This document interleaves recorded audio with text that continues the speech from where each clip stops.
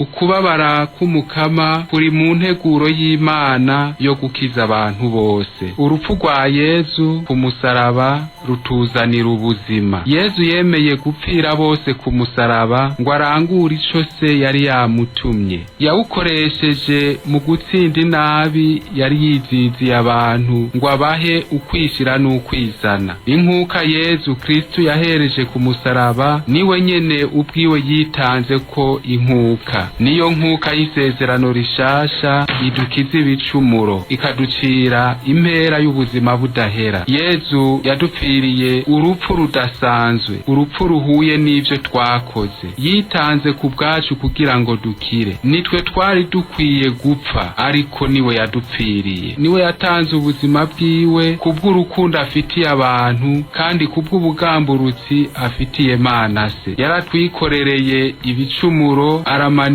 mu kibanza cacu. Niwe yivugira ko yazanwe no gutanga ubuzima bwiwe ngo abere inshungu benshi, kandi akamenyesha ko ku musaraba yiyegereza abantu bose. Yarababaye menshi Yesu ku bwacu ntiyigirishije. Yaremanze ububabare butandukanye kandi bubishe. Yarakubiswe, aratukwa, aracumitwa, arakengerwa n'ibindi. Ugucungurwa kwacu kwamusavye ububabare bwinshi cane. Ntaco dufise two kwishimagizamwo uretse urukundo Imana yadukunze kugira ngo turokoke twebwe abacumuzi. Umwana w'Imana atigeze amenya igicumuro, Imana yamugize igicumuro ku bwacu kugira ngo muri we duhinduke ubutungane bw'Imana. Urupfu rwa Kristo ni inkuka ya Pasika izanira urukiza rwuzuye abantu. Nkako Kristo ariwe Pasika yacu yaritanze kw'inkuka. Yesu ni wa mwagazi wikorera igicumuro c'isi. Niwe nkuka y'isezerano rishasha rishira abantu mu bunwanyi rikabuzuriza n'Imana kubw'amaraso yasheshwe kugira ngo abantu barekurirwe ibicumuro. Yesu niwe mwagazi utagira igicumuro kubw'amaraso yiwe yasheshwe kuko avyishakiye